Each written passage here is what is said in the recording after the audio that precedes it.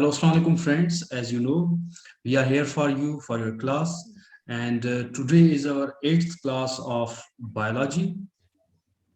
And Miss Aisha is here. She has to deliver a lecture, and I would like to ask Miss Aisha to start his lecture. Miss Aisha, are you there? And I want to share something here with you.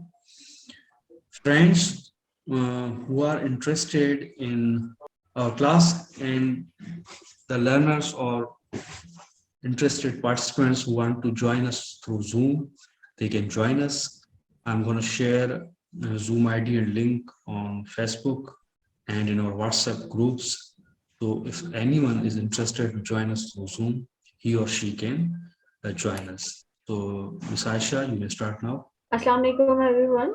So first of all, Jummah Mubarak to everyone out there. Hope you all are fine and doing well. So today is our 8th class. In this class, we are going to start a new chapter from first year course. So without wasting our time, let's start the topic. Okay, next. All right. So after the chapter of self, here we are going to start another chapter that is about the variety of life found on earth. So basically आपको पता है कि variety अगर देखी जाए main जो living organisms को शुरू से ही दो कैटेगरीज के अंदर डिवाइड किया गया है that are plants and animals और इसी के अंदर मजीद वैरायटी जो है ना वो इन तमाम जानदारों की पाई जाती है. Next. Here we are just taking a little introduction of the diversity. Basically, diversity means variation. Variation among species. Like diversity का मतलब होता है कि तमाम जितने भी living organisms हैं, plants के categories में आते हैं या animals के categories में आते हैं, उनमें पाई जाने वाली वैरायटी को हम डाइवर्सिटी कहते हैं. तो यहाँ पर आपकी स्क्रीन पे आप लोग विजुअली देख सकते हैं कि यहाँ पर डाइवर्सिटी ऑफ एनिमल्स की अगर बात की जाए तो मुख्तलिफ किस्म के एनिमल्स हैं लाइक वर्टिब्रेट्स हैं, कुछ इनवर्टिब्रेट्स हैं, कुछ रेप्टाइल्स हैं, कुछ बर्ड्स हैं, कुछ इंसेक्ट्स हैं. ये तमाम के तमाम डाइवर्सिटी ऑफ एनिमल्स में काउंट होते हैं. यानी कि डाइवर्सिटी है, वेरिएशन या वैरायटी है स्पीशीज ऑफ एनिमल्स की. और इनको मजीद डिटेल्ड हम चैप्टर नंबर 10th में फर्स्ट ईयर में चैप्टर नंबर 10 में इन तमाम फाइलम्स को, सब क्लासेस को इनको मजीद डिटेल डिस्कस करेंगे इंशाल्लाह. Okay, next. अगर हम डाइवर्सिटी ऑफ प्लांट्स की बात करें तो डाइवर्सिटी ऑफ प्लांट्स में बहुत सारी डिफरेंट वैरायटीज आ जाती हैं. लाइक कुछ प्लांट्स ऐसे हैं जो ब्रायोफाइट्स हैं, कुछ ट्रैक्योफाइट्स हैं, कुछ फ्लावरिंग प्लांट है, कुछ मॉस हैं, कुछ अल्जी है, कुछ कॉनिफर्स है, कुछ फर्न्स हैं. ये तमाम के तमाम प्लांट्स की कैटेगरीज को इंटरनली अगर मजीद और डिवाइड किया जाए तो उसके अंदर ये तमाम वैरायटीज पाई जाती हैं. इनको भी इंशाल्लाह हम चैप्टर नंबर 9, बिकॉज आज जो हमारा चैप्टर है that is variety of life, तो इसमें जस्ट हम क्या करेंगे, जनरल एक तरीके से इंट्रोडक्शन पढ़ेंगे तमाम पांचों किंगडम्स के बारे में कि how many kingdoms are there in biology, who gave them, और किस तरीके से क्लासिफिकेशन स्टार्ट हुई है, किसने प्रोसीजर क्लासिफिकेशन का स्टार्ट किया, व्हाट इज बाइनोमियल नोमेनक्लेचर, और मतलब everything about variation and everything about biodiversity. तो आज जस्ट हम एक बेसिक इंट्रोडक्शन पढ़ रहे हैं इस चैप्टर में, और फर्दरली आपके जो आगे कमिंग चैप्टर्स है ना वो तमाम एक एक जो है ना किंगडम्स में बांटे हुए हैं. लाइक चैप्टर नंबर 6 to 10 जो 5 चैप्टर्स हैं आपके, सारे के सारे चैप्टर एक ही किंगडम्स के बारे में है जिसमें हम डिटेल्ड हर एक किंगडम को डिस्कस करेंगे. तो आज हम एक ओवरव्यू ले रहे हैं कि कितने किंगडम्स हैं, और उसमें जस्ट ओवरव्यू के तौर पे हम देख रहे हैं कि कितने कितने लिविंग ऑर्गेनिजम्स के बारे में किस किंगडम में रखा गया है, क्यों है, क्या है, and everything about we should know, and everything we should know about classification. Okay, next. All right, so as you know that there are about 30 billion non-species of organisms that is found on earth now. मतलब इस वक्त जो है ना approximately 13 billion species जो है ना वो दुनिया में पाई जाती हैं, जिसको मजीद मैं समझती हूँ इसको मजीद क्लासिफाई भी किया गया. और इन 13 बिलियन में से 1.5 मिलियन स्पीशीज को अब तक क्लासिफाई कर दिया गया है. और इन 13 बिलियन में भी जो है ना, ये सिर्फ वही है जो 5% जो है ना ऐसे जानदार हैं, ये भी जो अब पाए जा रहे हैं, जिनमें से नए ऑर्गेनिजम्स के बारे में तो अभी मतलब मालूम करना है। तो बहुत सारे ऐसे जानदार हैं जिनको क्लासिफाई नहीं किया गया, और बहुत सारे ऐसे जानदार हैं जिनको क्लासिफाई कर दिया गया है। क्लासिफिकेशन हमें किस चीज में हेल्प करती है? फॉर रिकॉग्नाइजिंग एन एनिमल, या किसी भी जानदार को हम अगर रिकॉग्नाइज करेंगे या उसको देखेंगे, उसके बारे में पढ़ेंगे, उसके लिए क्लासिफिकेशन का होना बहुत जरूरी है। दैट इज वाई के बायोलॉजिस्ट ने क्या किया है कि तमाम जानदारों को क्लासिफाइड कर दिया है into more easy steps that we call kingdoms. Okay, next. Okay, what is classification? Basically classification हम कहते हैं the arrangement of organisms into orderly groups based on their structural similarities। यानी अगर हम जानदारों की स्ट्रक्चरल सिमिलैरिटीज के बारे में देखें, जो भी चीजें उसके अंदर सिमिलर हैं, उनकी बुनियाद पे अगर जानदारों को अलग अलग ग्रुप्स में रखा जाए, इसको हम कहते हैं क्लासिफिकेशन।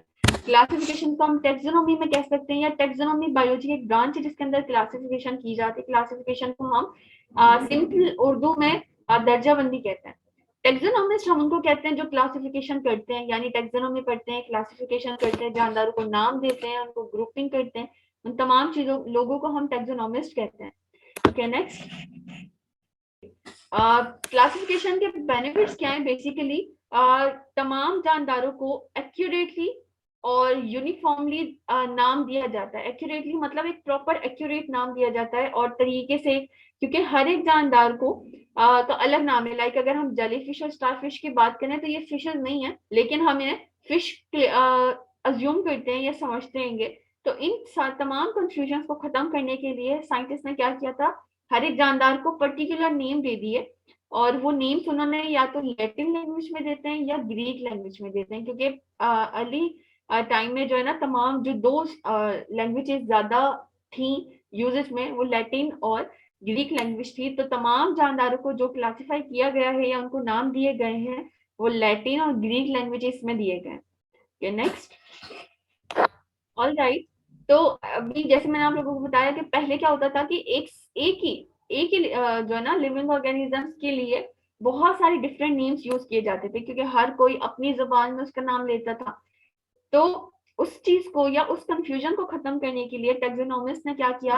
हर एक जानदार को एक स्पेसिफिक नाम दे दिया, ताकि किसी को कोई कंफ्यूजन नहीं हो और उस स्पेसिफिक नाम से वो जानदार पहचाना जाए बायोलॉजी में। जैसे कि यहाँ पर एक स्कंक है, स्कंक इंग्लिश में कहा जाता है, लेकिन अगर साइंटिफिक नेम जानदारों का इसका देखें तो इसका साइंटिफिक नेम है मैफिटिस मैफिटिस। इसका नाम है क्यों? क्योंकि तमाम लोगों ने मिलकर और तमाम टेक्सोनॉमिस्ट ने मिलकर इसको एक जो है ना साइंटिफिक नेम दे दिया, ताकि ये जो कंफ्यूजन है ना कि इसको अलग अलग लैंग्वेजेस में अलग अलग चीजों से बोला जाता है, वो खत्म हो सके। तो बेसिकली नाम देने का मकसद ही यही है, कंफ्यूजन को खत्म करना और इजीली हर एक जानदार को रिकॉग्नाइज करना। नेक्स्ट। Okay, thank you. सबसे पहले अगर हम टेक्सोनॉमिस्ट की बात कर रहे हैं कि टेक्सोनॉमिस्ट वो थे जिन्होंने साइंटिफिक नेम्स दिए हैं, क्लासिफिकेशन की है, तो सबसे पहले टेक्सोनॉमिस्ट जो थे ना वो एरिस्टोटल थे 2000 साल पहले, जो कि फर्स्ट टेक्सोनॉमिस्ट कहा जाता है जिनको हम, जिन्होंने ये जो क्लासिफिकेशन सिस्टम है ना ये स्टार्ट करवाया था। इन्होंने क्या किया था कि तमाम जानदारों को सिमिलैरिटीज की बुनियाद पर ना दो ग्रुप्स में डिवाइड कर दिया, प्लांट्स को अलग कर दिया, एनिमल्स को अलग कर दिया। तो उन्होंने उन जानदारों को फिर मजीद, यानी एनिमल्स और प्लांट्स में मजीद सब डिवाइडिंग की, जिसमें उन्होंने उनकी हैबिटेट यानी उनका रहन सहन देखते हुए, उनका एरिया, उनका खाना पीना, हर एक चीज सिमिलैरिटीज देखते हुए, जैसे पानी में रहने वाले तमाम जानदारों को एक ग्रुप में रख दिया, उड़ने वाले जानदारों को एक ग्रुप में रख दिया, रेंगने वाले जानदारों को एक ग्रुप में रख दिया है, चार पांव वाले जानदारों को एक ग्रुप में रख दिया।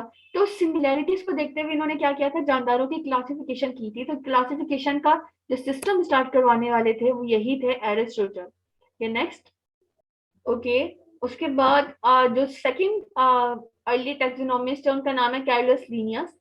ये 18th सेंचुरी के एक बहुत ही मशहूर जो टेक्सोनॉमिस्ट थे, बॉटनिस्ट थे, फिजिशियन थे, जूलॉजिस्ट थे। इन्होंने क्या किया था? जानदारों को उनकी स्ट्रक्चर की बुनियाद पे क्लासिफाई किया था और जानदारों को नाम वगैरह दिए थे। तो इनको बेसिकली कहा जाता है the father of taxonomy.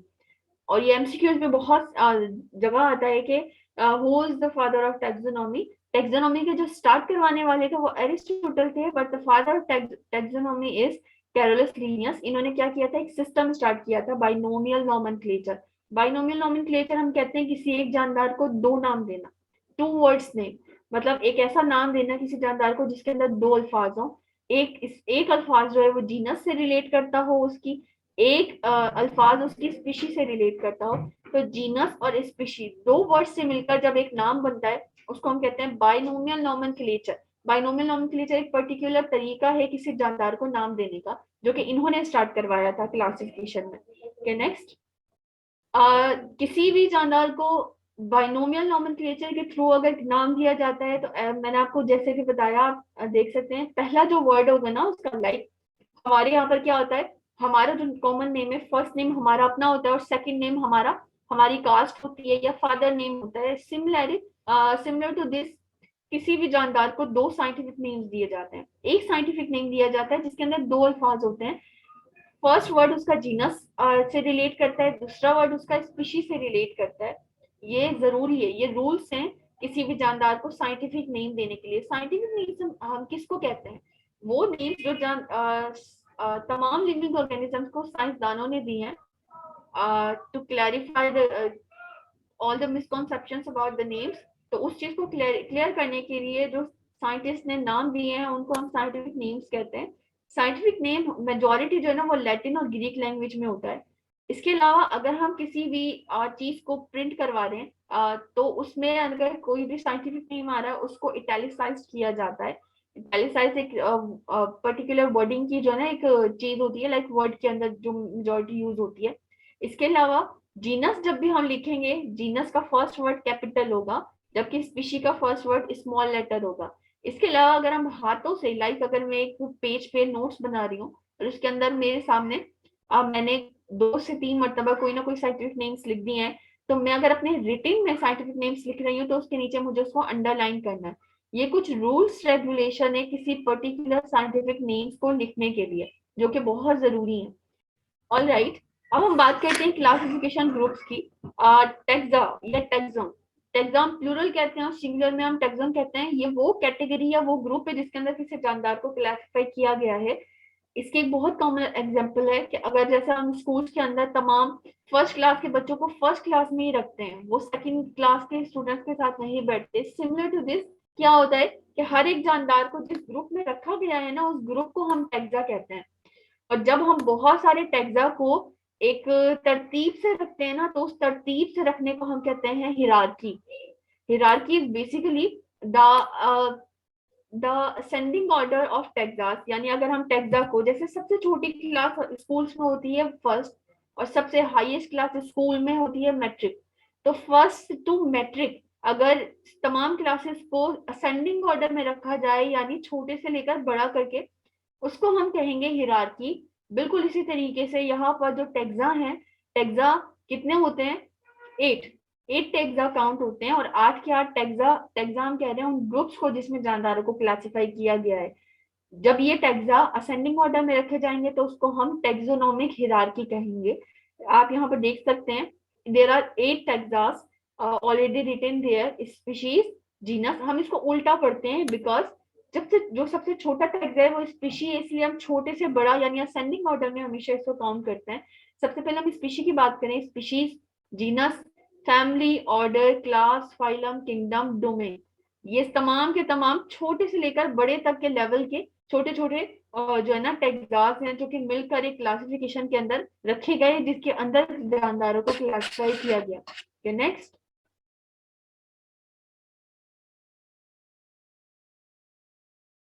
Okay, सबसे पहले हम डोमेन की बात करते हैं। डोमेन ऐसा टेक्सा है जिसके अंदर एक या एक से ज्यादा किंगडम्स आ जाए, यानी हाईएस्ट टेक्सास को हम कहते हैं। उसके बाद डोमेन के बाद किंगडम है।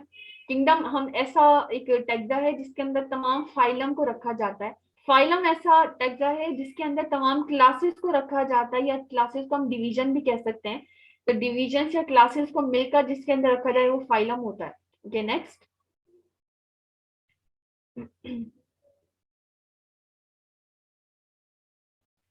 उसके बाद आता है क्लास। क्लास हम कहते हैं जिसमें बहुत सारे एक जैसे ऑर्डर्स को रखा जाए। ऑर्डर्स हम कहते हैं फैमिलीज जिसमें रखी जाए। फैमिली हम उस टेक्सा को बोलते हैं जिसके अंदर बहुत सारे जेनरा रखे जाएं या जीनस रखे जाए।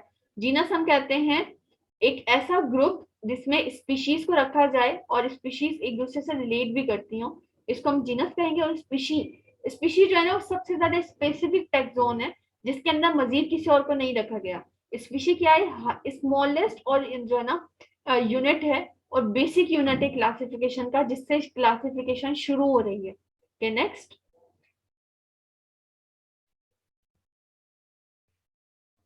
Okay, as you can see that there we have placed all these eight taxas into ascending order। जो सबसे स्पेसिफिक और छोटा टैक्सा है वो स्पीशी है। स्पीशीज बहुत सारी सिमिलर स्पीशीज या एक जैसी स्पीशीज मिलकर जीनस बनाती हैं।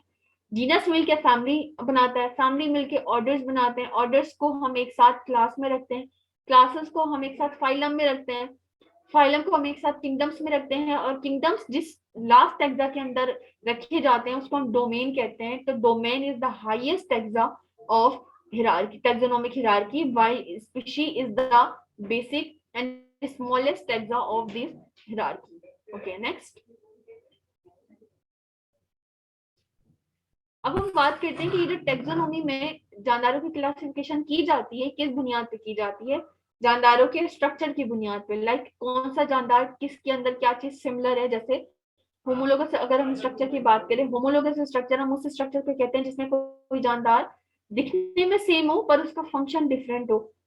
इसके अलावा बहुत सारे जानदारों की जो है ना एम्ब्रियोनिक डेवलपमेंट देखी जाती है। एम्ब्रियोनिक डेवलपमेंट मतलब कि जब एक जानदार पैदा होने से पहले जिस शक्ल में होता है, जिसको हम एम्ब्रियो कहते हैं, जिस वक्त वो डेवलपमेंट कर रहा है, उस वक्त उसके अंदर क्या उन जानदारों में क्या क्या चीजें सिमिलर है। इसके अलावा जानदारों की मॉलिक्यूलर सिमिलरिटी भी देखी जाती है कि किसके अंदर डीएनए आरएनए सीक्वेंस है सेम है, किसके अंदर प्रोटीन की सीक्वेंस सेम है। तो हर एक जानदार को, यानी अगर मैं बज़ाहिर किसी जानदार को क्लासिफाई करूंगी तो यकीनन मैं उस क्लासिफिकेशन की कोई ना कोई बुनियाद रखूंगी। तो यहाँ पे भी सेम एज इट इज यही है कि जानदारों को स्ट्रक्चरली यानी मॉर्फोलॉजी की बुनियाद पे क्लासिफाई किया गया है, दिखावे या बनावट की बुनियाद पे क्लासिफाई किया गया है। जो एक जैसे दिखने वाले जानदार है उनको एक ग्रुप में रख दिया गया है, किसी और को किसी और में, किसी और को किसी और में, इस तरीके से क्लासिफिकेशन की जाती है। Okay next. Here you can see the 5 kingdoms that were given by Robert H. Whittaker. एक साइंटिस्ट थे, इनका नाम था रॉबर्ट विटेकर। उन्होंने 1969 में जानदारों को 5 किंगडम्स में क्लासिफाई किया गया। यहाँ पर अगर आप येलो हाईलाइटेड देख रहे हैं, ये किंगडम्स के नेम है। सबसे पहले हम बात करते हैं, एज यू नो दैट तमाम जानदार दो किस्म के होंगे सेल्यूलर बेसिस पे। अगर हम देखें, कुछ प्रोकैरियोटिक होंगे, कुछ यूकैरियोटिक होंगे। तो ऐसे जानदार जो प्रोकैरियोटिक हैं उनको जिस किंगडम में रखा गया उस किंगडम का नाम है kingdom Monera. While on the other hand जो यूकैरियोटिक ऑर्गेनिजम्स हैं वो हैं जिसके अंदर कंप्लीट न्यूक्लियस होता है। हमने अभी पिछली ही आई थिंक प्रीवियस क्लासेस में हमने डिस्कस किया यूकैरियोटिक को। तो यूकैरियोटिक भी दो किस्म के होंगे, कुछ यूनिसेलुलर जानदार होते हैं, कुछ multi cellular. Uni means a single cell वाले और मल्टी सेलुलर मतलब एक से ज्यादा सेल्स वाले। तो यूनिसेलुलर जानदार जिसमें रखे गए हैं वो प्रोटिस्टा था किंगडम। उसके बाद मल्टी सेलुलर जानदारों की भी फर्दर क्लासिफिकेशन हुई सेल वॉल की बुनियाद पे। ऐसे जानदार जिसमें सेल वॉल है वो अलग है, ऐसे जानदार जिसमें सेल वॉल नहीं पाई जाती वो अलग है। और जैसे कि आप सब जानते हैं सेल वॉल जिसमें नहीं पाई जाती है वो एनिमल्स हैं। तो इसलिए एनिमल्स को जिसमें रखा गया किंगडम में, उस किंगडम का नाम है एनिमेलिया। जबकि जिसमें सेल वॉल पाई जाती है वो फंजाई भी है, प्लांटी भी है, यानी कि प्लांट्स हैं। तो सेल वॉल जिसमें पाई जाती है उनको जिस किंगडम्स में रखा गया उन किंगडम्स का नाम है किंगडम प्लांटी और किंगडम फंजाई। तो there are basically 5 kingdoms of classification that was given by Robert Whittaker: Kingdom Monera, Kingdom Protista, Kingdom Fungi, Kingdom Animalia, Kingdom Plantae। ये पांचों के पांचों किंगडम्स है जिसके अंदर जानदारों को क्लासिफाई किया गया है। Okay next.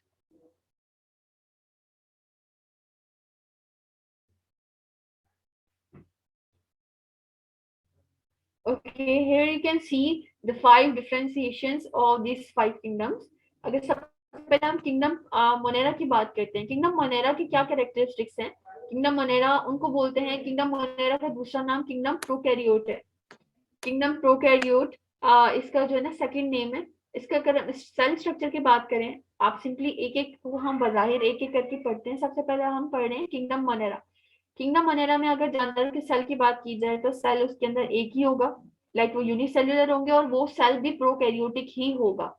न्यूट्रिशन की बात की जाए तो ये फोटोसिंथेसिस के जरिए न्यूट्रिशन करते हैं, या एब्जॉर्प्टिव। एब्जॉर्प्टिव मतलब खाने को जस्ट करना, और फोटोसिंथेटिक मतलब सनलाइट के थ्रू अपना खाना बनाना।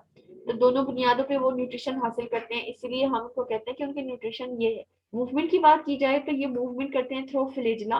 रिप्रोडक्शन की बात की जाए तो असेक्सुअल रिप्रोडक्शन होती है, यानी एसेक्सुअल रिप्रोडक्शन हम उसको कहते हैं जिसके अंदर एक ही पेरेंट रिक्वायर्ड हो, एक ही पेरेंट से नया जानदार डेवलप हो जाए या बन जाए, उसको हम एसेक्सुअल रिप्रोडक्शन कहते हैं। इसके अंदर कौन से जानदार आते हैं? इसके अंदर सिर्फ दो ही जानदार आते हैं, बैक्टीरिया और साइनोबैक्टीरिया। मैंने आपको पहले भी शायद ये बता चुकी हूँ कि प्रोकैरियोट्स जो जानदार है ना वो सिर्फ दो ही हैं, that is bacteria and cyanobacteria. Okay, जो सेकंड किंगडम है दैट इज प्रोटोक्टिस्ट। सेल स्ट्रक्चर की बात की जाए तो ये यूनिसेल्युलर होते हैं, ये कंफर्म है। पर इसमें सेल कौन सा होगा? यूकैरियोटिक सेल होगा, नॉट प्रोकैरियोटिक। इसके अंदर भी same as it is nutrition process है, एब्जॉर्प्टिव होते हैं और फोटोसिंथेटिक होते हैं। मूवमेंट की बात की जाए, ये भी फ्लैजिला के जरिए मूवमेंट करते हैं, सीलिया के जरिए मूवमेंट करते हैं। फ्लैजिला और सीलिया को हम इन्हें कल ही डिस्कस किया कि वो मूवमेंट मतलब एक लोकोमोटरी ऑर्गन है। रिप्रोडक्शन की बात की जाए तो इनके अंदर सेक्सुअल रिप्रोडक्शन भी होती है और सेक्सुअल रिप्रोडक्शन भी होती है। अब ऐसे कौन से जानदार हैं जो इस किंगडम्स में आते हैं? जू प्लांक्टन्स और फाइटोप्लांक्टन्स हम कह रहे हैं, वो यूनिसेलुलर जानदार जो पानी वगैरह में पाए जाएं। ये जो है ना मोस्टली एक्वेटिक होते हैं, जैसे अमेबा, पेरामीशियम, यूग्लेना, प्लाज्मोडियम। ये तमाम के तमाम जो एक सेल वाले जानदार है ना, जो मोस्टली एक्वेटिक होते हैं, तमाम के तमाम किंगडम प्रोटोक्टिस्टा में रखे जाते हैं। किंगडम प्रोटोक्टिस्टा के बाद हम बात करते हैं किंगडम फंजाई की। अगर इसकी सेल की बात की जाए, ये मल्टी सेल्युलर होते हैं, यूकैरियोटिक होते हैं, और इनके अंदर सेल वॉल भी होती है जो कि काइटिन की बनी हुई है, इसीलिए हम कहते हैं कि they have chitinous cell wall. Nutrition की बात की जाए तो फंजाई हमेशा हेटेरोट्रॉफिक होती है, और वो भी एब्जॉर्प्टिव। एब्जॉर्प्टिव मतलब किसी और से तो खाना हासिल कर रही है लेकिन एब्जॉर्प्शन करके, दैट इज वाई हम इसको कहते हैं कि ये एब्जॉर्प्टिव हेटेरोट्रॉफ है। मूवमेंट की बात की जाए, फंजाई नॉन मोटाइल होती है, कभी भी लोकोमोशन नहीं करती। रिप्रोडक्शन की बात की जाए, इसके अंदर सेक्सुअल सेक्सुअल दोनों ही किस्म की रिप्रोडक्शन होती है। और अगर देखा जाए, इसके अंदर कुछ ऐसी फंजाई है जो यूनिसेल्युलर भी है, जैसे यीस्ट हो गई। यीस्ट जो है ना वो यूनिसेल्युलर फंजाई है, जबकि फंजाई के अंदर मेजोरिटी मल्टीसेल्युलर होनी चाहिए, पर यीस्ट जो है वो यूनिसेल्युलर फंजाई है। ओके, किंगडम फंजाई के बाद क्या आता है? किंगडम प्लांट है। किंगडम प्लांट्स के अंदर अगर हम सेल स्ट्रक्चर देख रहे हैं तो ये जो है मल्टी सेल्युलर होते हैं, यूकैरियोटिक होते हैं। इनके अंदर भी सेल वॉल पाई जाती है और इनकी सेल वॉल बनी हुई होती है सेल्यूलोज की। न्यूट्रिशन की बात करें तो प्लांट्स तमाम की तमाम ऑटोट्रॉफ्स होते हैं, यानी अपना खाना खुद बनाने वाले हैं। मूवमेंट की बात की जाए तो प्लांट्स नॉन मोटाइल होते हैं, they do not locomote. Reproduction की बात की जाए तो एसेक्सुअल सेक्सुअल दोनों रिप्रोडक्शन इसके अंदर होती हैं। कौन से प्लांट्स इसमें आते हैं? तमाम अल्जी, bryophytes, ferns, gymnosperm, मल्टीसेल eukaryotes.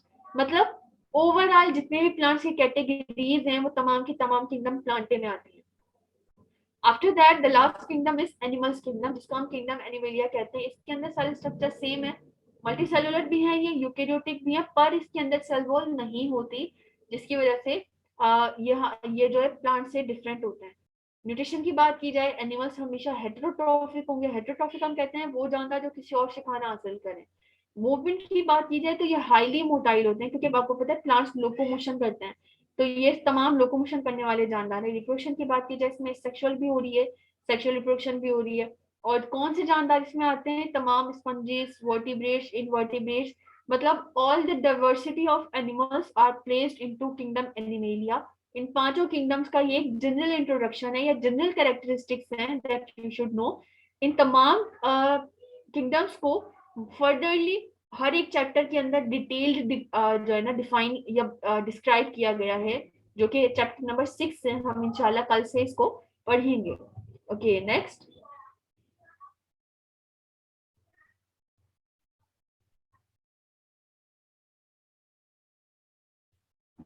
Okay, here is a tabular form of these 5 kingdoms placed.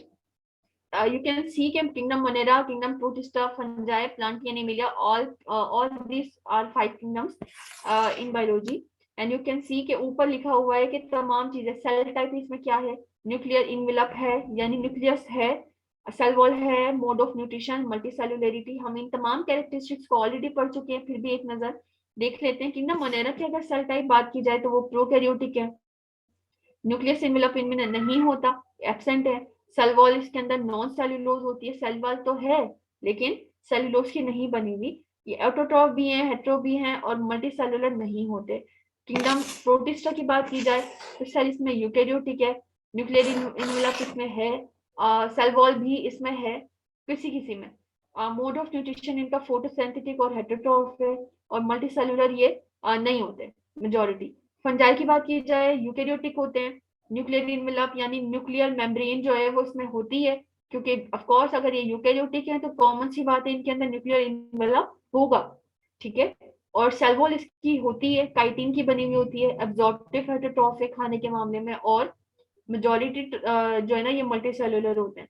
Kingdom Plantae में तमाम यूकेरियोटिक होते हैं, न्यूक्लियर इनवेलप भी है, सेल्यूलोज की इसकी सेल वॉल बनी हुई होती है, फोटोसिंथेटिक होते हैं और इनके अंदर मल्टी सेलुलर तमाम जानदार आते हैं। किंगडम एनिमेलिया यूकेरियोटिक है, इसके अंदर न्यूक्लियर इनवेलप भी है, सेल वॉल इसमें नहीं है, और ये इंजेस्टिव हेटेरोट्रॉफ है, मतलब किसी और से खाना हासिल करते हैं थ्रू इंजेस्शन, और ये मल्टी सेलुलर होते हैं। तो ये सिंपल टेबुलर फॉर्म है जिसके अंदर कैरेक्टरिस्टिक्स रखे गए हैं पांचों किंगडम्स के। नेक्स्ट,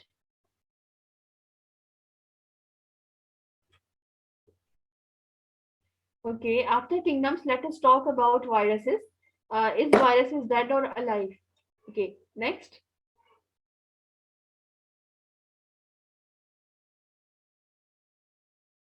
ऑल राइट, सबसे पहले हम बात करते हैं वायरसेस की।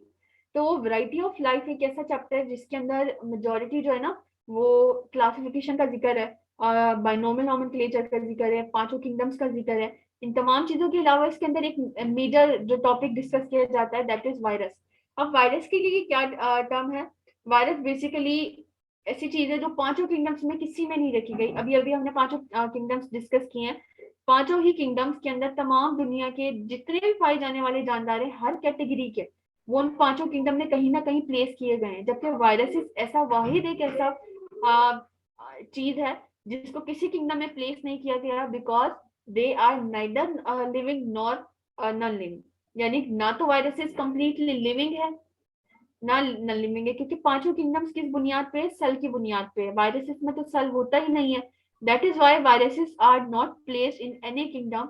इसलिए हम वायरसेस को बिल्कुल ही अलग पढ़ते हैं, like they are not placed in any kingdom, इसलिए वायरसेस के बारे में हम अलग से पढ़ते हैं। इसका कोई किंगडम नहीं है, और ये नॉन लिविंग और लिविंग दोनों ही कैटेगरीज में कंप्लीटली नहीं आते। सबसे पहले हम बात करते हैं origin and discovery of viruses. Simply viruses are so small that they can be seen only with an electron microscope. Before electron microscopes were invented, scientists knew viruses must exist. How did they know? They had demonstrated that particles smaller than bacteria cause diseases. सबसे पहले क्या होता है कि जितने भी viruses के बारे अगर हम बात की जाए तो वायरसेस इतने ज्यादा स्मॉल होते हैं कि बगैर इलेक्ट्रॉन माइक्रोस्कोप के वायरसेस को देखना नामुमकिन है।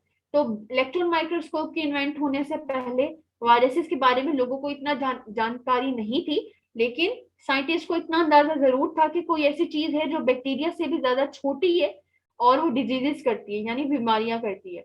तो उस चीज से उनको अंदाजा था कि कोई और चीज भी है। इस चीज को एक्चुअली जो देखा गया वो इलेक्ट्रॉन माइक्रोस्कोप के इजाद होने के बाद देखा गया। अब एक तरीके से कि वायरसेस जो है बेसिकली है क्या और स्ट्रक्चरली अगर देखा जाए तो कैसे होते हैं। नेक्स्ट,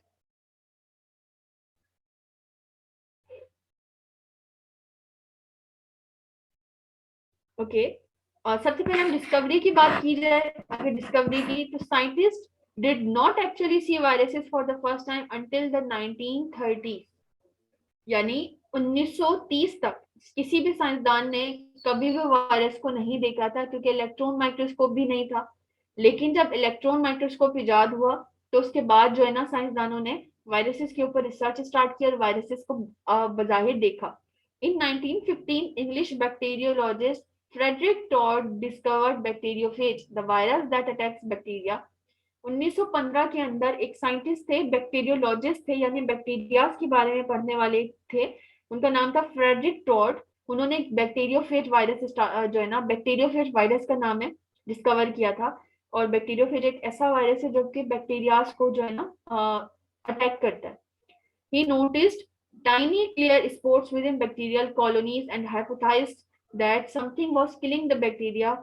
इन्होंने क्या किया था, क्योंकि ये बैक्टीरियोलॉजिस्ट थे, ऑफ कोर्स, तो ये बैक्टीरियाज को पढ़ते थे। तो जब ये बैक्टीरियाज के बारे में रिसर्च वगैरह कर रहे थे, इन्होंने बैक्टीरिया की कॉलोनी के अंदर बहुत ही छोटे छोटे पार्टिकल्स दिखे और देखा कि ये जो छोटे छोटे पार्टिकल्स हैं ये बैक्टीरिया को खत्म कर रहे हैं, यानी खा रहे हैं या डिजीज कर रहे हैं। इसलिए इस तरीके से उन्होंने इस चीज को पहचाना और इस तरीके से उन्होंने वायरसेस को नाम दिया बैक्टीरियोफेज, यानी बैक्टीरिया को खाने वाले scientist.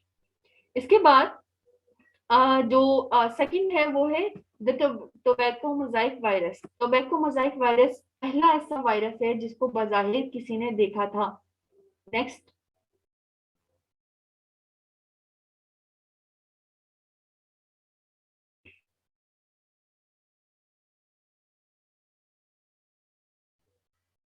Next slide, please. Thank you. Okay. Here you can see a micrograph. ये इलेक्ट्रॉन माइक्रोस्कोप के जरिए ली गई थी एक माइक्रोग्राफ है बिल्कुल, जिसके अंदर आप बाज़ाहिर देख सकते हैं tobacco Mosaic virus. Tobacco Mosaic virus पहला ऐसा वायरस है जो कब डिस्कवर हुआ था। Like this it was the first virus that was discovered in 1935। और इसके लिए, इसको डिस्कवर करने के लिए जाहिर इलेक्ट्रॉन माइक्रोस्कोप की जरूरत पड़ी थी। और इसको डिस्कवर करने वाले साइंटिस्ट का नाम था Ivanovsky. That is not written here but I am telling you verbally कि इवानोस्काई पहले एक ऐसे साइंटिस्ट थे जिन्होंने टोबैको मोजाइक वायरस डिस्कवर किया था।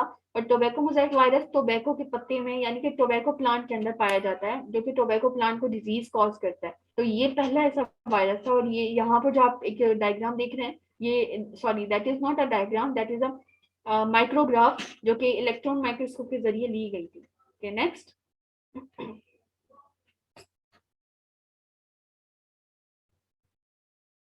Okay, now let us talk about the characteristics of virus. सबसे पहला कैरेक्टर क्या है कि वायरसेस एक ऐसा जानदार नहीं है। बेसिकली ये एक ऐसा पार्टिकल है जिसके अंदर न्यूक्लिक एसिड पाया जाता है। न्यूक्लिक एसिड आपको पता है या तो डीएनए होता है या आरएनए होता है। हम ऑलरेडी तमाम जो है ना बायोलॉजिकल मॉलिक्यूल्स को पढ़ चुके हैं। तो न्यूक्लिक एसिड हम कहते हैं डीएनए या आरएनए को। तो वायरसेस एक ऐसे पार्टिकल्स हैं जिसके अंदर न्यूक्लिक एसिड पाया जाता है। और न्यूक्लिक एसिड जिस कोट के अंदर बंद होता है वो कोट प्रोटीन का बना हुआ होता है, जिसको हम प्रोटीन कोट कहते हैं।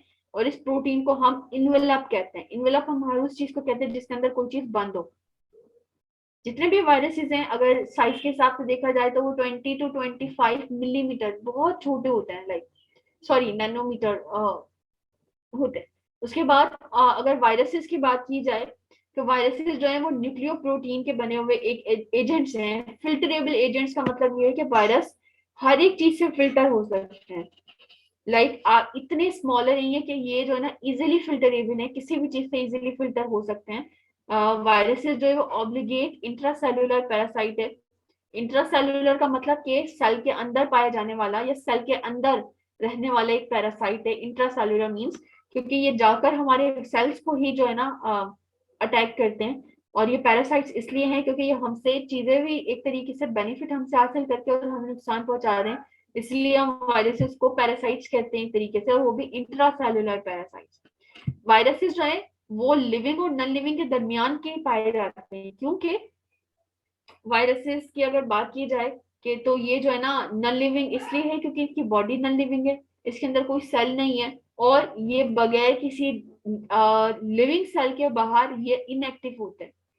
इनको लिविंग होने के लिए या इनको एक्टिव होने के लिए एक लिविंग सेल की जरूरत पड़ती है। इसीलिए वायरसेस को समझा जाता है कि वो नॉन लिविंग है। लेकिन एक तरफ इसको समझा जाता है कि ये लिविंग है। क्यों?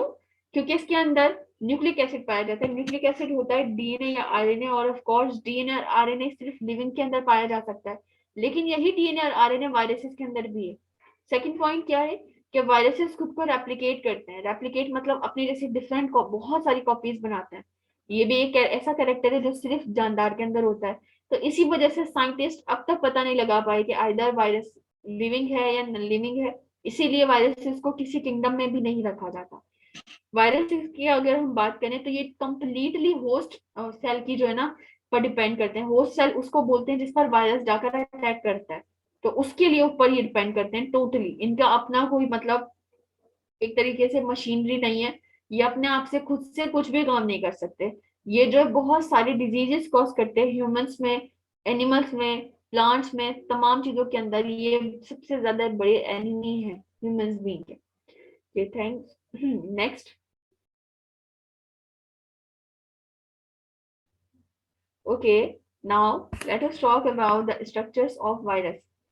वायरसेस जो है ना वो बिल्कुल भी सेल से रिजेंबल नहीं करते। इसके अंदर जो है बिल्कुल प्रोटीन सिंथेसिस मशीनरी नहीं होती।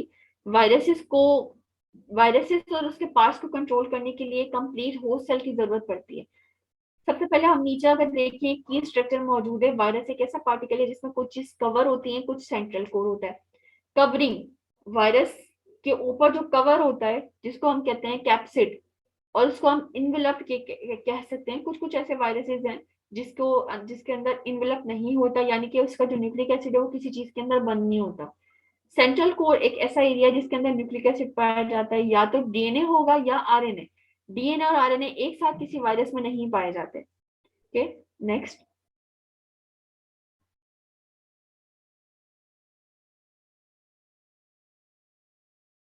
ओके, सबसे पहले हम जनरल स्ट्रक्चर अगर देखें तो मैंने आपको जैसे बताया कि वायरसेस के ऊपर कैप्सिड है। You can see there are already a label diagram of the virus capsid. आप यहाँ देख सकते हैं जो कैप्सिड है ना वो एक ऊपर वाला स्ट्रक्चर है जिसके अंदर वायरस का न्यूक्लिक एसिड बंद है। तो तमाम की तमाम वायरसेस के ऊपर कैप्सिड होगा। कैप्सिड जो है वो प्रोटीन कोड कहते हैं हम इसको। इसका काम क्या है? न्यूक्लिक एसिड को प्रोटेक्ट करना। कैप्सिड के अंदर जो है ना वो न्यूक्लिक एसिड पाया जाता है। तो न्यूक्लिक एसिड और कैप्सिड को हम कंबाइनली कह सकते हैं न्यूक्लियो कैप्सिड। इसके अलावा कुछ वायरसेस के ऊपर एक कवरिंग होती है जिसको हम इनवेलप कहते हैं।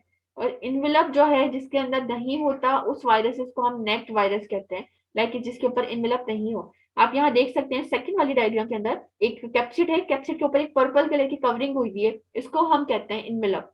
और इसी इनवेलप में से छोटे छोटे जो है ना स्पाइक्स निकल रहे हैं वो हम नेक्स्ट स्लाइड में डिस्कस करते हैं। पर उससे पहले मैं आपको एक चीज बताती जाऊं कि हर एक कैप्सिड जो है, ये जो कैप्सिड था जिसको हम कह रहे थे प्रोटीन कोट, तो ये प्रोटीन के छोटे छोटे यूनिट से मिलकर बना हुआ है जिसको हम कहते हैं कैप्सोमर्स। तो कैप्सोमर्स मिलकर कैप्सिड बनाते हैं, और कैप्सिड के जिस चीज के अंदर बंद होता है उसको हम कहते हैं इनवेलप। कैप्सिड के अंदर जो चीज बंद होती है उसको हम कहते हैं न्यूक्लिक एसिड। तो ये एक जनरल जो है ना एक स्ट्रक्चर है जो कि हर वायरस में पाया जाता है। Okay, next.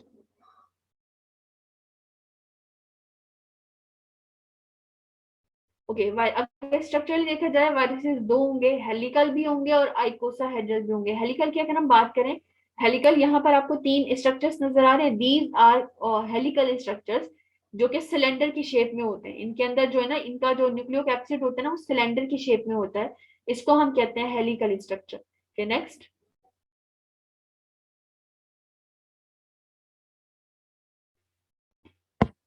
आइकोसाहेड्रल हम कहते हैं, यहाँ पर अगर आप डायग्रामेटिकली देख रहे हैं ऑलरेडी मेंशन्ड है कि आइकोसाहेड्रल उसको बोलते हैं जिसमें 12 कॉर्नर हो। कॉर्नर्स छोटे छोटे लगे हुए हों, और 20 साइडेड जो है ना 20 साइडेड एक स्ट्रक्चर वाला जो वायरस होगा उसको हम कहेंगे कि ये एक आइकोसाहेड्रल है। हेलिकल उसको कहेंगे जो सिलेंडर जैसा हो, और आइकोसाहेड्रल जिसके अंदर छोटे छोटे साइड्स या कॉर्नर्स मौजूद हो। Okay, next.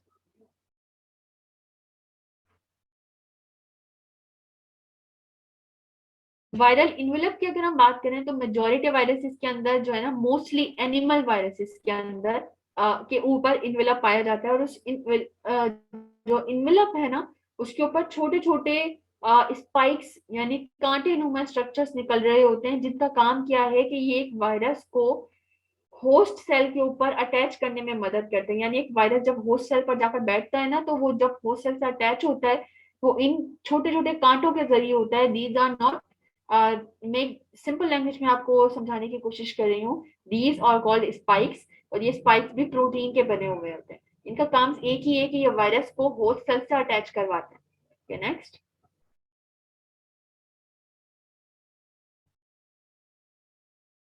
Types of viruses की अगर हम बात करें ना तो तीन किस्म के वायरसेस हैं। कुछ कॉम्प्लेक्स वायरसेस होते हैं, कुछ अनइनवेलप्ड वायरसेस होते हैं, कुछ नॉन इनवेलप्ड नेक्ड वायरसेस होते हैं, सॉरी कुछ इनवेलप्ड वायरसेस होते हैं और कुछ नॉन इनवेलप्ड वायरसेस होते हैं। अगर हम कॉम्प्लेक्स वायरस का स्ट्रक्चर देखें तो यहाँ पर अगर आप दो बजाय देख रहे हैं स्ट्रक्चर, ये कॉम्प्लेक्स जो है ना वायरसेस है, और इस कॉम्प्लेक्स वायरसेस के अंदर जो एक एग्जांपल आती है वो आती है पॉक्स वायरस, जो चिकन पॉक्स कहते हैं, वो एक पॉक्स वायरस, और जो है ना एक बैक्टीरियोफेज, ये दोनों के दोनों मोस्ट कॉम्प्लेक्स वायरस होते हैं। जबकि अगर हम इन्वेलप्ड वायरसेस की बात करें तो इसके अंदर आपको बजाय नजर आएगा दोनों शेप्स होंगी, हेलिकल भी शेप होगी, आइकोसाहेड्रल भी शेप होगी, दोनों शेप्स इसके अंदर मौजूद है। इसके अंदर जो वायरसेस की एग्जांपल है वो है हर्प्स वायरस और एचआईवी। एचआईवी वायरस बोलते हैं ह्यूमन इम्यूनो डेफिशिएंसी वायरस, जो कि एड्स कॉज करता है। तो दोनों के दोनों वायरसेस जो है वो इनवेलप्ड है।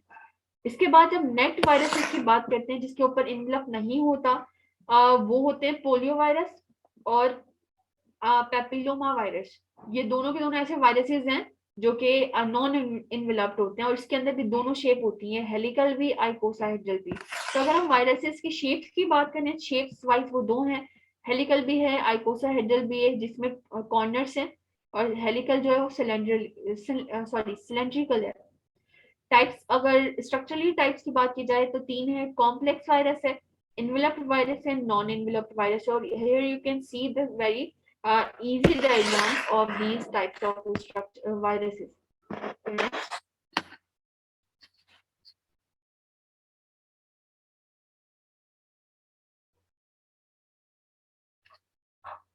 Okay, now let us talk about the classification of viruses. Classification of viruses दो बुनियाद पे की गई हैं, आरएनए की बुनियाद पे, बिकॉज मैंने आपको बताया वायरसेस ऐसे पार्टिकल है जिसके अंदर न्यूक्लिक एसिड होगा, या तो आरएनए होगा या डीएनए होगा, दोनों न्यूक्लिक एसिड में से कोई एक न्यूक्लिक एसिड होगा। तो इसी न्यूक्लिक एसिड की बुनियाद पे इसको दो कैटेगरीज में रखा गया, कुछ आरएनए कंटेनिंग वायरस है और एक DNA containing virus. Okay, next.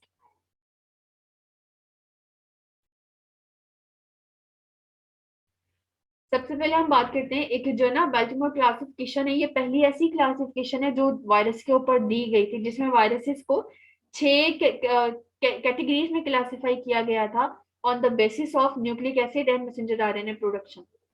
इन 6 कैटेगरीज में आता है डीएस डीएनए वायरस। यहाँ पर जो डीएस और एसएस है, DS means double stranded DNA और एसएस मतलब single stranded DNA.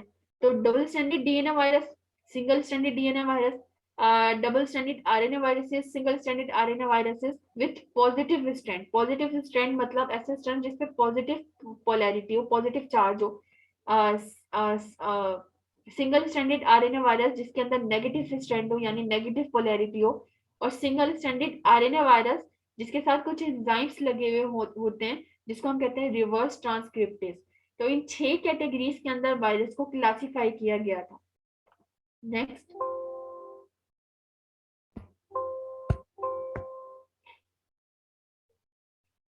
next please. Okay, let us talk about the very first classification of virus, double stranded DNA virus. double stranded DNA virus इसके अंदर 5 किस्म के जो है ना वायरसेस आते हैं, that is pox virus, herpes virus, Hepadnaviridae, Adenoviridae और पेपोवायरिडाई। ये पांचों के पांचों ऐसे वायरसेस की कैटेगरीज है, ऐसे वायरसेस है जिनको जो कि डबल स्ट्रैंडेड डीएनए वायरसेस हैं और जिसके अंदर डीएनए डबल स्ट्रैंडेड होता है। Okay, next. सेकेंड रहेगा हमारा सिंगल स्ट्रैंडेड डीएनए और double stranded RNA. Single stranded DNA की फैमिली के अंदर पार्वो वायरस आते हैं, और डबल स्ट्रैंडेड आरएनए के फैमिली के अंदर रियो वायरस आते हैं। ये कुछ वायरसेस की कैटेगरीज हैं जिनके बारे में मैं आपसे बता रही हूँ। Okay, next. जो फोर्थ कैटेगरी है that is single stranded RNA. Single stranded RNA जिसके ऊपर पॉजिटिव स्ट्रैंड हो, इसकी जो एग्जांपल्स हैं उसमें आते हैं Picornaviridae, Caliciviridae, Astroviridae, Coronaviridae. Of course here you can see के कोरोना वायरस भी इसी कैटेगरी के अंदर क्लासिफाई किया गया है। मींस कोरोना वायरस के अंदर भी सिंगल स्ट्रैंडेड आरएनए पाया जाता है जिसके ऊपर पॉजिटिव चार्ज वगैरह होता है, और ये जो वायरल जीनोम में डायरेक्ट मैसेंजर आरएनए के साथ काम करते हैं। Okay, next. इसके बाद आता है single stranded RNA. Single stranded RNA जिस पर नेगेटिव स्ट्रैंड हो, इसके अंदर रेब्डो वायरस आता है और डिफरेंट वायरसेस आते हैं। ये जो वायरल जीनोम में ये मैसेंजर आरएनए के साथ काम नहीं करता, ये डायरेक्टली जो है ना एक वायरल एंजाइम के साथ काम करता है। और वायरल एंजाइम का कौन सा एंजाइम है? ट्रांसक्रिप्टेज। ये वायरल एक एंजाइम है ट्रांसक्रिप्टेज, उसके साथ ये मिलकर काम करता है। और इस वायरस के ऊपर जो है, इस वायरस के साथ जो है ना इसके अंदर एंजाइम्स ट्रांसक्रिप्टेज पाए जाते हैं, जो कि मैसेंजर या इसके डिफरेंट फंक्शंस में इसकी हेल्प करते हैं। नेक्स्ट नंबर 6 है रेट्रोवायरस, जो कि सिंगल स्ट्रैंडेड आरएनए वायरस इसके अंदर आता है। ये एक ऐसा वायरल जीनोम है जो कि reverse transcriptase into a complementary DNA stranded strand using the enzymes reverse transcriptase. ये जो रेट्रोवायरस है यानी सिंगल स्ट्रैंडेड आरएनए, ये एक ऐसा जो है वायरस है जिस जो कि डीएनए के अंदर कन्वर्ट कर दिया जाता है थ्रू एंजाइम रिवर्स ट्रांसक्रिप्टेज। इस प्रोसीजर को हम ट्रांसक्रिप्शन भी कह सकते हैं। रिवर्स ट्रांसक्रिप्टेज के जरिए इसको इस जो आरएनए को है इसको हम डीएनए स्ट्रैंडेड के अंदर जो है ना ट्रांसक्राइब किया कन्वर्ट कर सकते हैं। और इसके अंदर जो एग्जांपल है वो रेट्रोवायरस है। Next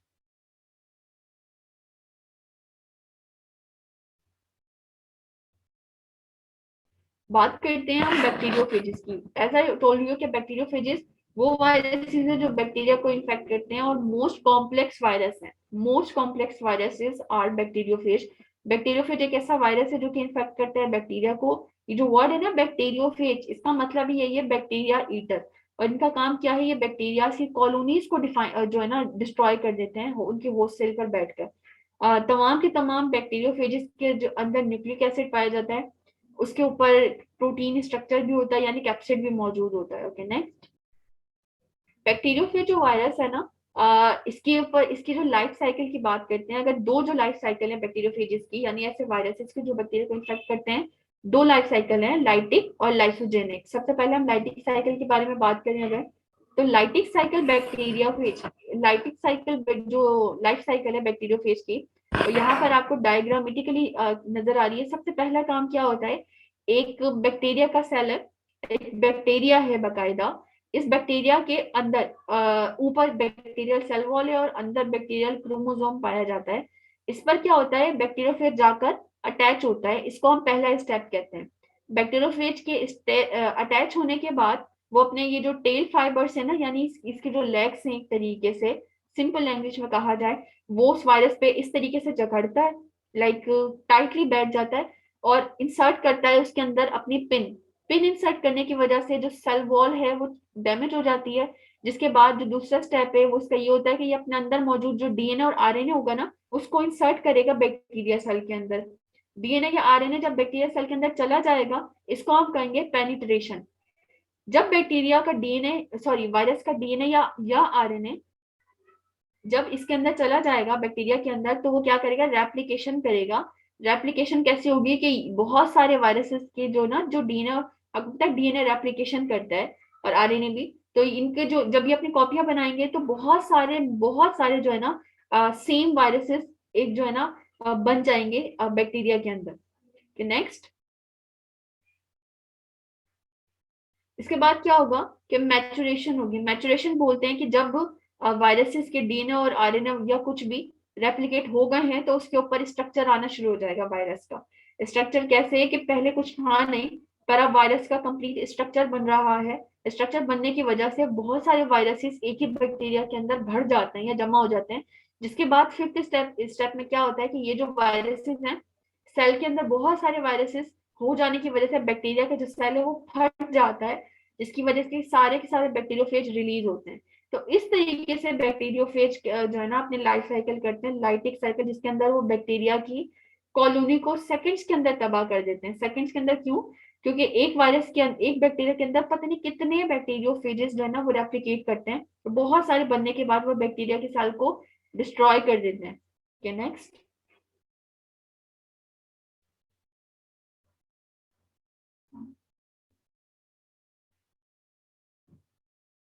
The another cycle is lysogenic cycle. Lytic और लाइसोजेनिक साइकिल की अगर हम बात करें, सबसे पहला स्टेप हम पढ़ते हैं। सबसे पहले स्टेप में क्या होता है? कोई भी जो बैक्टीरियोफेज होगा वो अटैच करेगा होस्ट सेल से और अपना डीएनए इंसर्ट करेगा। आपको अगर नजर आ रहा है तो यहाँ पर एक बैक्टीरिया है जिसके अंदर एक सर्कुलर चीज पाई जा रही है, इसको हम बैक्टीरियल क्रोमोसोम कहते हैं। नेक्स्ट स्टेप में क्या होता है कि वो जो डीएनए इंसर्ट किया गया है ना वो, और ये जो आई मीन टू से ये जो क्रोमोसोमल डीएनए है, क्रोमोसोमल बैक्टीरिया का क्रोमोसोम है, इसके साथ वो डीएनए कंबाइनली होकर रहता है। कंबाइनली होकर रहने के बाद आप यहाँ पर थर्ड स्टेज पे देख सकते हैं कि जो प्रोफेज है डीएनए का, वो जो है ना डायरेक्टली जाकर बैक्टीरिया के क्रोमोसोम के साथ रिकम्बाइन हो गया। रिकम्बाइन होने के बाद ये मिलकर रहते हैं। मिलके होने के बाद नेक्स्ट स्टेप में आप देखोगे ये बैक्टीरिया बीच से डिवाइड हो रहा है। जब एक बैक्टीरिया डिवाइड होगा ना तो यही वाला जो इसका आप एक यूं समझ लें कि इसके अंदर ये जो डीएनए और क्रोमोसोम मिक्स हुआ हुआ है ना वायरस का और बैक्टीरिया का, ये भी उसी के साथ साथ डिवाइड होगा। तो एक बैक्टीरिया जिसके अंदर वायरस का डीएनए है या आरएनए है, और वो बैक्टीरिया जितनी भी बैक्टीरिया के अंदर डिवाइड होगा, वो वायरल जो डीएनए है वो उतने ही बैक्टीरिया के अंदर चला जाएगा। उतने ही बैक्टीरिया के अंदर जब बहुत सारे बैक्टीरिया डिवाइड हो जाएंगे ना, तो उसके बाद क्या होगा कि ये जो डीएनए जो अटैच हुआ हुआ था क्रोमोसोम्स के साथ, ये वापस से मतलब ये हट जाएगा। उससे निकल जाने के बाद ये क्या करेगा कि ये फिर अपनी रेप्लिकेशन करेगा। अपनी रेप्लिकेशन करने के बाद सिमिलर तौर पे जैसे लाइटिक साइकिल में था, लाइटिक साइकिल के अंदर ये क्या करेंगे, जल्दी जल्दी रेप्लिकेशन करेंगे। रेप्लिकेशन करने की वजह से इसके अंदर बहुत सारे वायरसेस बन जाएंगे। और एज यू नो कि जब एक बैक्टीरिया के अंदर बहुत सारे वायरसेस आ जाएंगे तो वो बैक्टीरिया क्या हो जाएगा, बर्स्ट हो जाएगा और सारे के सारे वायरसेस बाहर चले जाएंगे। तो ये एट अ टाइम दो साइकिल हो रही है, लाइसोजेनिक साइकिल भी हो रही है, लाइटिक साइकिल भी हो रही है। सिंपलर बहुत सिंपल सा डिफरेंस है। लाइटिक साइकिल के अंदर बैक्टीरिया का सेल डैमेज हो जाता है, फट जाता है वायरस की वजह से। लाइसोजेनिक साइकिल के अंदर जो वायरस का जो डीएनए या आरएनए जो भी न्यूक्लिक एसिड है वो बैक्टीरिया के साथ मिलकर रहता है, मिलजुल कर एक तरीके से रहता है, जिसकी वजह से बैक्टीरिया भी ना तो बर्स्ट होता है ना बैक्टीरिया को कोई नुकसान होता है। तो एक लाइसोजेनिक साइकिल एक डिफरेंट तरीका है और लाइटिक साइकिल डिफरेंट तरीका है वायरस का खुद को रेप्लिकेट करवाने का। Okay next.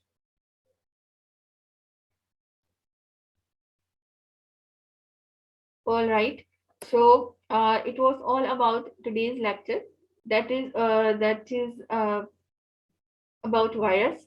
We have discussed all the things that you should know about viruses, all the classification system, binomial nomenclature, and everything that is included in your chapter of variety of life.